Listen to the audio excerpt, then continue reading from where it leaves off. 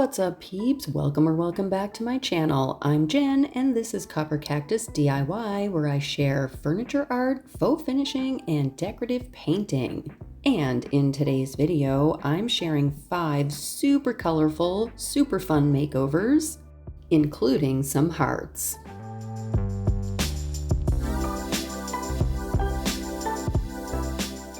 This first project is a cabinet that I've made over a couple different times in the past few years. It has seen a number of uses from garage to indoors, and these days it lives in my studio.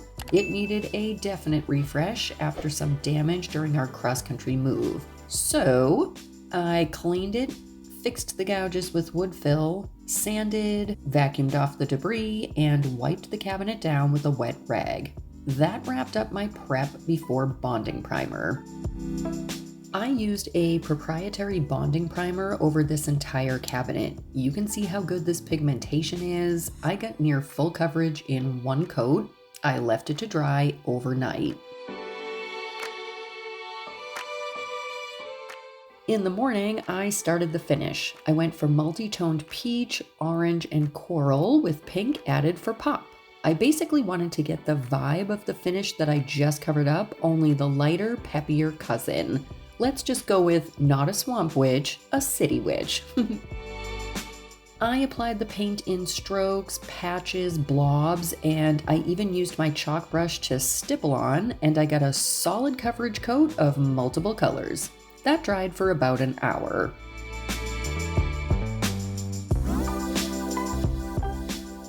Then I added my fun drippy finish. When I did this style finish the first time, the green underneath this, I had access to a garage where I didn't have to worry about the floor getting soaked with watered down paint. This time I worked in my studio in this rental, and I propped the cabinet up on a small plastic table.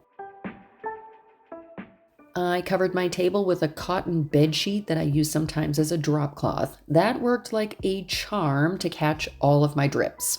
I used the same colors as my underfinish, and I just added and layered drips until it felt right. I dried out the shelves completely, and I caught any drips from the top before they had a chance to dry. Then I left the cabinet to dry while I worked on a door that I created for the lower shelf. I'd been itching to put this paper on the outside of something and color it in for a while. This opportunity to embrace maximalism came up, and I knew it was the right piece where I could use this paper. I cut out a design around the flowers to fit my door.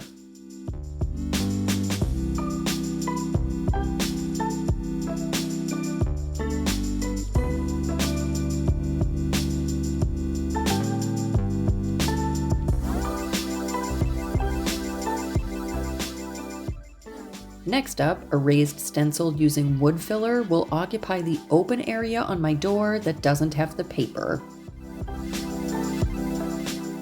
Once that had been dried, sanded, and wiped down, I painted everything with a light peach primer, and I left it to dry. Then I did my best to mimic the finish on the cabinet. This dried, and I could finally decoupage on my paper. I used Mod Podge straight out of the container with a paintbrush, and I applied it to the door only where the paper would be, not on the raised areas. For this heavyweight paper, I misted the back side of the paper with water. With my design cut and ready to apply, I lined it up and I pressed it into place. I pressed pretty firmly, but I made sure not to drag hard across the surface to avoid tearing. I just used my hands. This paper just doesn't really wrinkle.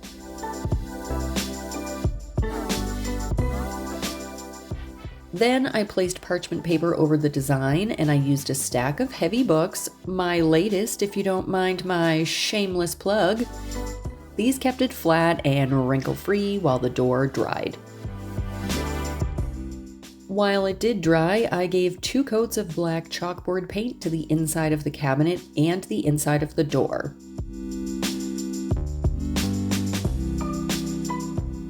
On the outside, I started by sealing the paint with clear wax, then I used a dark brown wax to age and further distress the piece. I did this on the door too, but first, I mixed and applied a few neon paint colors. Are these the coolest or what? Not only did these colors work in my studio much more cohesively than what this had been before, but these are UV reactive paints and they glow in the dark under a black light. I don't frequently use black lights in my studio, but if I ever want to throw a rave, this cabinet could make an appearance. Also, they work really well on their own in regular light, so bright and fun, and definitely made this a pretty rad makeover. I topped the door off using a piece of hardware and E6000 to attach it, and this thing was ready to go once it dried. Check out these aftershots and let me know what you think.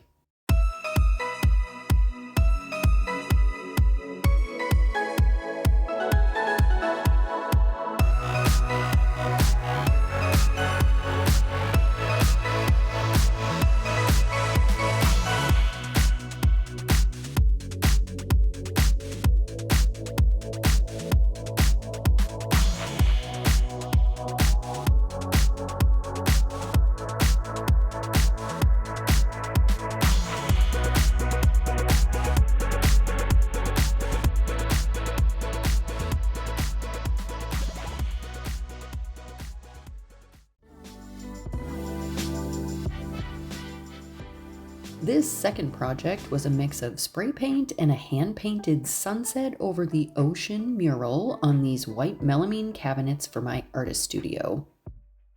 Like all projects, first I cleaned and scuff sanded.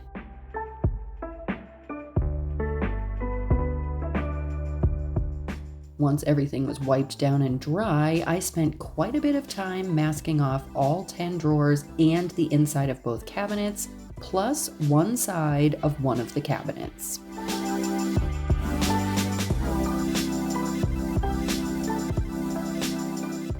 Then I could spray. I used 5 different colors of spray paint to coat these 10 drawers, and I'm using the same color on the alternating cabinet where the drawer sits in the same position.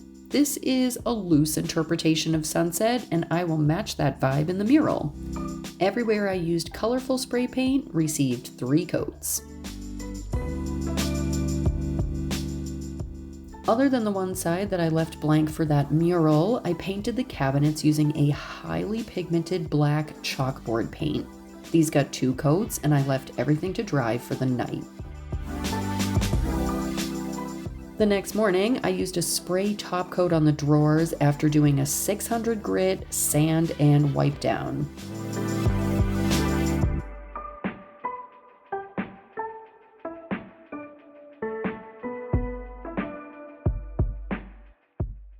For the cabinets, I used a brush and I gave them 2 coats of top coat.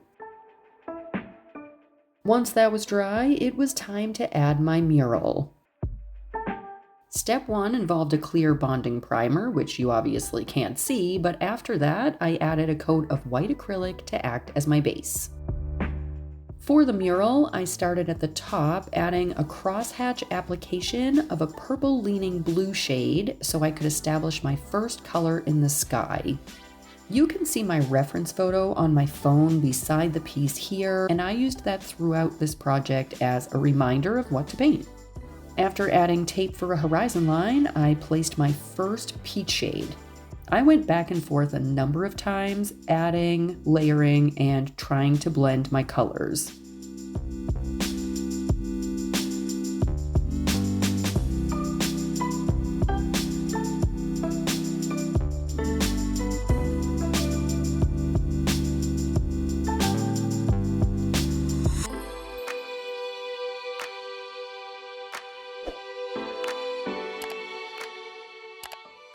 Sadly, the paint was not having it, so I wiped back to start over using more blendable paints.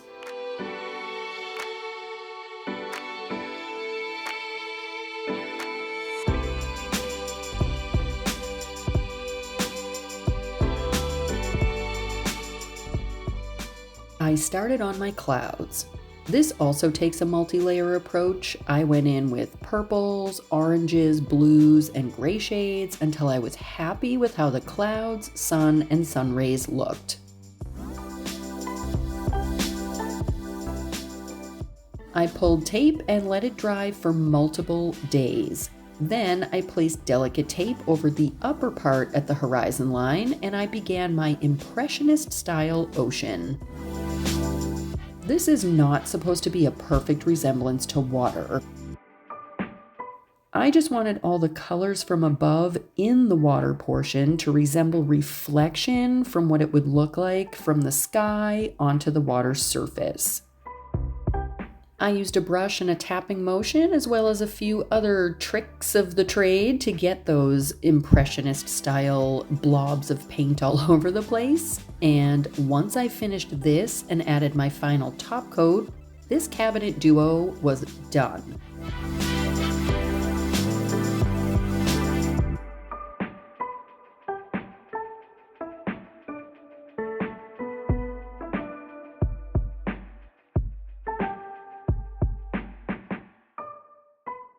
Here come the beauty shots. Have you ever hand painted a mural on a piece of furniture? Let me know in the comments.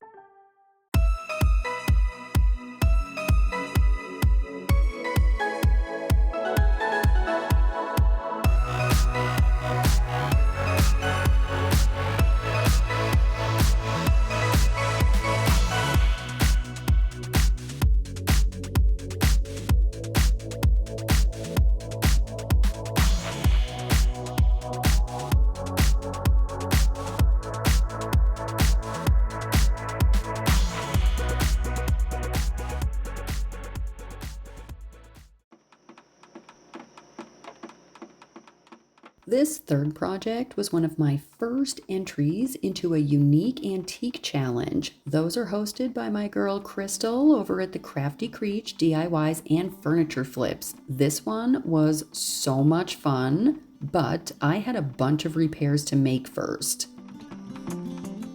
Then I needed to clean the piece, and after that came the long task of sanding.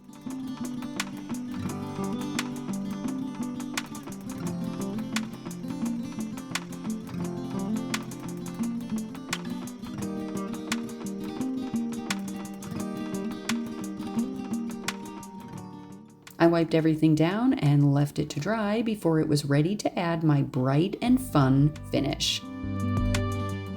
First up were the legs. Because of all these curves, I went with spray paint. This color all but jumped off the shelf and into my cart.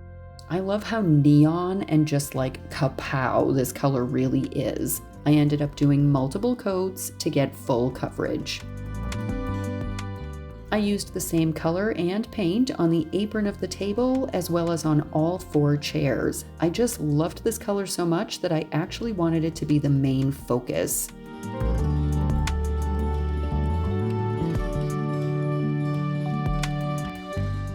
The chair backs and legs also received multiple coats, and I left them to dry before pulling all of the masking tape and plastic.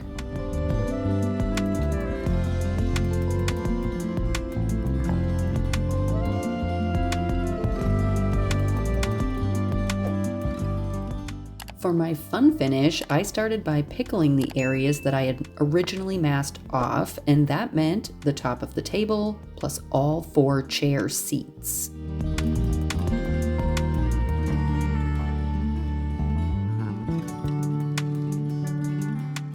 I only did 1 solid coat of the pickling, and then I left it to dry before I started my decorative splash of super rad colorful stripes. I used acrylic paints in 4 near neon shades, including orange, green, purple, and pink, and I applied 2 coats of that, crisscrossing over each other randomly for depth and drying in between coats.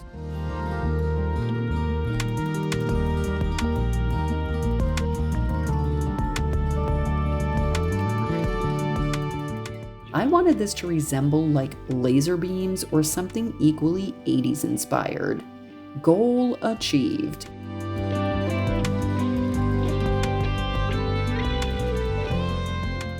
Then I left this to dry overnight. 2 coats of protective water-based poly top coat, and this set was done. I think it's totally rad, but you're gonna have to let me know what you think.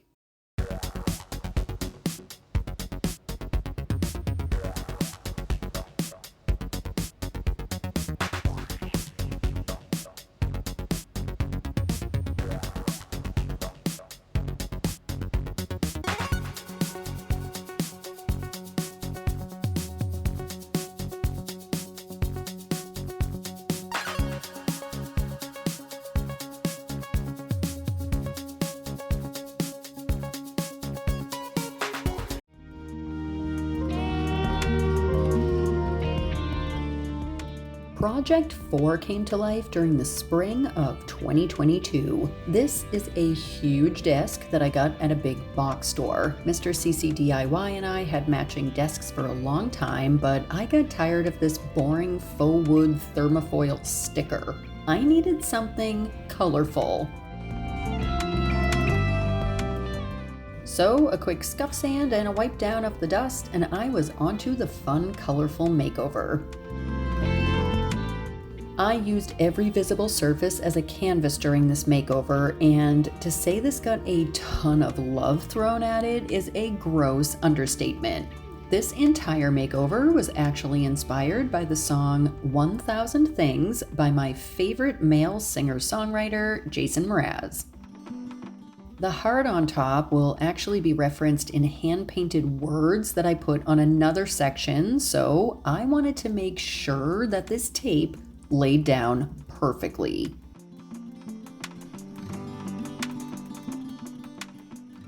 Then I started my first coat for blending. On the top, I wanted a radial blend. I started with a bright peach shade in the center of the heart, and I moved outward, gaining saturation in color until I went from pink shades into deeper blue tones.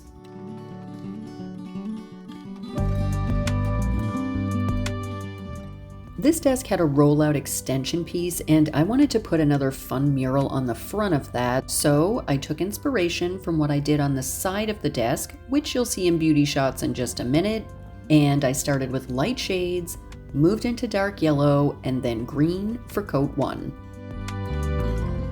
I did 2 coats on everything. It took a while to get my blending just right, but I used a mister bottle as well as clean blending brushes so that I could mix and buff the colors together until the lines between each basically disappeared.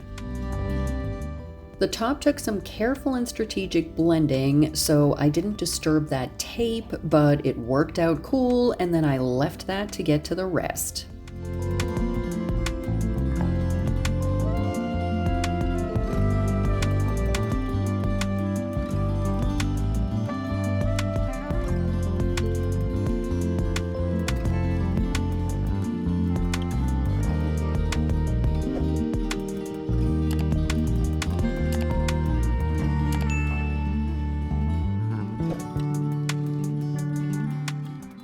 The back panel then got 2 coats of this light cream color, and I finished all of my second coats and left the entire piece to dry overnight.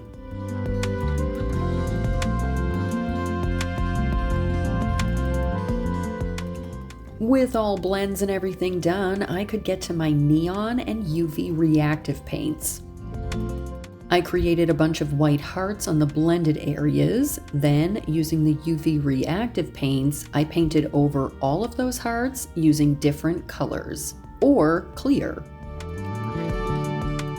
I added this UV paint in a bunch of places all over the desk, in fact. However, it sadly didn't show up so great over black, but everything else turned out super bright and fun. For my last step, I hand painted the lyrics that I used to inspire this piece onto the back panel.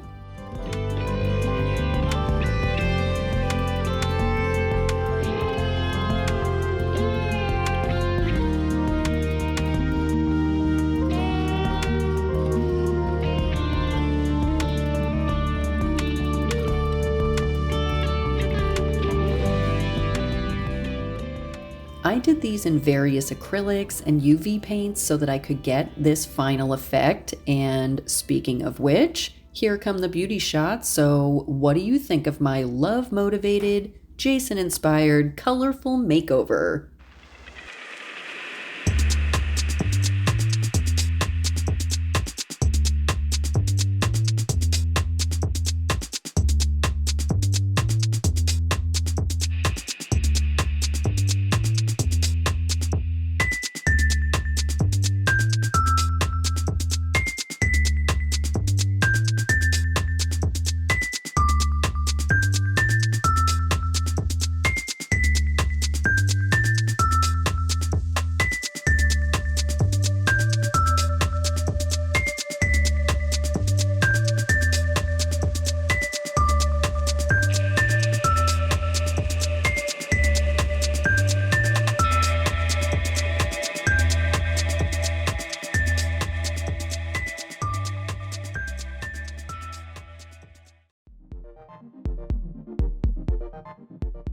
For my last project, I'm sharing a more recent video. Back in November of 2025, when I started the makeover on this small side table, my area in upstate New York had been under constant cloud cover for a long time.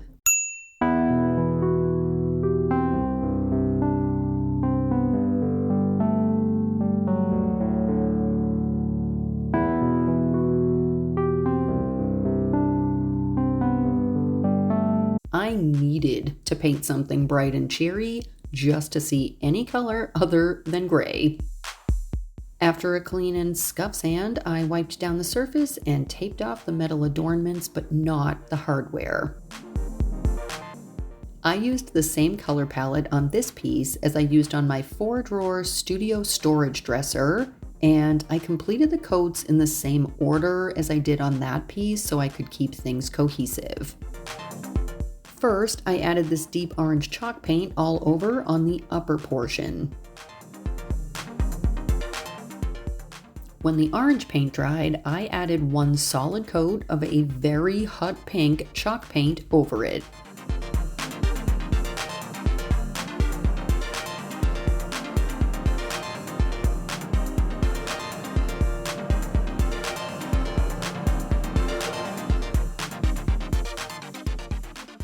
When that dried, my final color was a 50-50 mix of those two previous shades plus an equal part of light peach so I could get something closer to coral.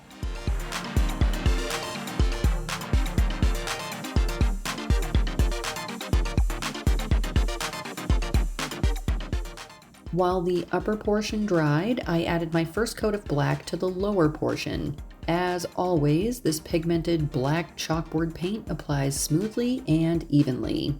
I used a chalk brush to apply it. I met the colors up at about the same place on all 4 legs, but I didn't try for a perfect blend just yet. I left this to dry for 24 hours. The next day, I could try to perfect my blend with coat 2, but to be honest, I wasn't really looking for anything super perfect here. I just wanted a nice softening of the line between these 2 shades.